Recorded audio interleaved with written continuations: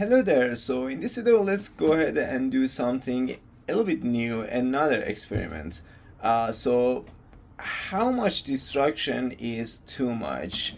Well, that's kind of, it's a different question based on where you are looking at it. It's just uh, from a different perspective, a point of view, the question and the answer will be different. But in our case, since the destruction system has a lot of different aspects to it, we're going to go ahead and experiment on only one aspect, which is an effect, a Niagara effect that we have. So it only works on rock.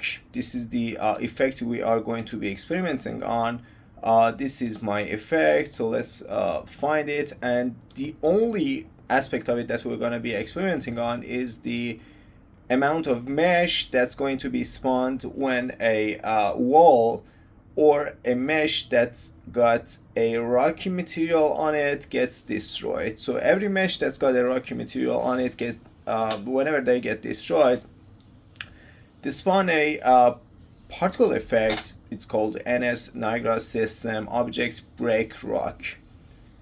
And in this case, we have some layers, some sprites, and one mesh. We don't do anything with the sprites because they don't change things much, and it's just not worth it to be experimenting on those.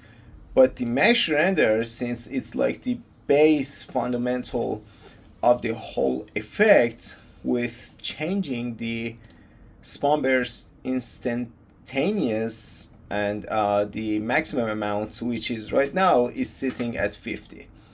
With changing this and increasing it to some insane values, we're gonna see some really different results. So let's see how 50, the default value I've been using, is affecting the game.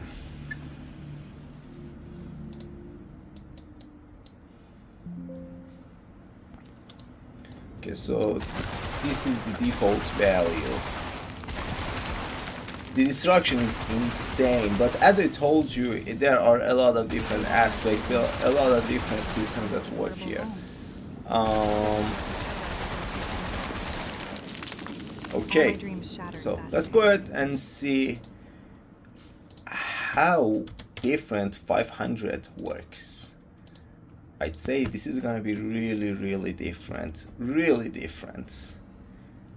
It's another zero getting added to it.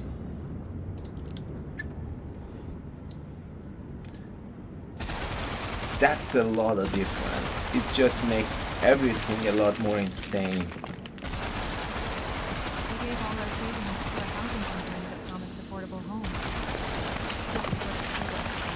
That's a lot of rocks. A lot of rocks. Let's go ahead and do 5,000. That's a lot. I'm hoping it's a GPU based particle system, which means that GPU is computing all of that, and my GPU is pretty powerful. I'm using a 4090 24 gigabytes of VRAM. It's a pretty hefty GPU, so let's see if we can get it to crash.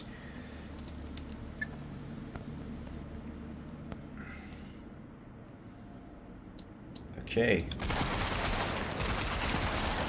That's a lot. But still, oof, that's a lot of rocks. That's a lot of rocks.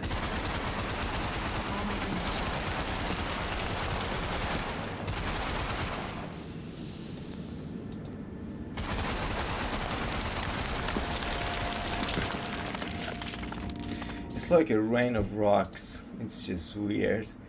So let's go ahead and add another zero to it. Still, it's not as bad. So let's see.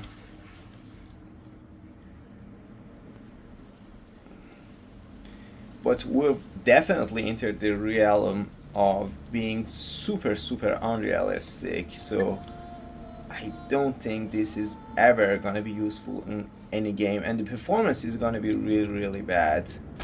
Oof. Did you see the hitch? The hitch is insane. Save all our savings to a housing And the company GPU is on just affordable it's homes. not This is what they able showed to us as render we it leave the all. neighborhood. All my dreams shattered. It's insane. Yeah, it's can't do it. Oh, I'm gonna die. The wall came into my head directly, and we have that system in our game. If you get hit by a destructible, you will get damage, and they get directly into your head. Chances are you're gonna die. This is not gonna work. Yeah, it's not able to do it. So let's see if we add another 0. I'd say it's gonna crash, and I don't want that. Let's see, it's just an experiment, and we go all the way through in our experiments. Get ready for the experience of your life. Oh, okay, not bad. I guess it's not able to render anything. Yeah, it's not rendering it at all. Yeah, it's not rendering past a certain point. It's like, now I'm not gonna render that. Yeah, it's not doing anything. So we literally broke 4090, a working 4090. Chances are you're not using a 4090 to play the game. And this game's gonna be really optimized for I have a laptop that's using a 3060 RTX with 6 GB of RAM, and the game is running on ultra settings, 60 FPS flat. And with this amount of meshes spawning, that the game is not gonna work at all. It's gonna either crash instantly, or like this, it won't render anything at all, which is not what we want. So we have to go through a way that's both realistic and performance. Performance is really important. So this is what, oh, I got hit again. So performance is really good. I mean, this is enough, more than enough. We have a lot of flying particles, we have a lot of actually simulating meshes that are flying around, and a lot of systems at play. So we don't really have to go ahead and make it like too realistic. And we have rubbles getting spawned underneath the ground as well. So it makes everything super realistic and really cool to watch. Actually, yeah, it's cool. And this was it. I hope you enjoyed this weird, very strange experiment. Let me know in the comments what else do you want to see in my game to get experimented, changed in any way. Have a great day. Bye.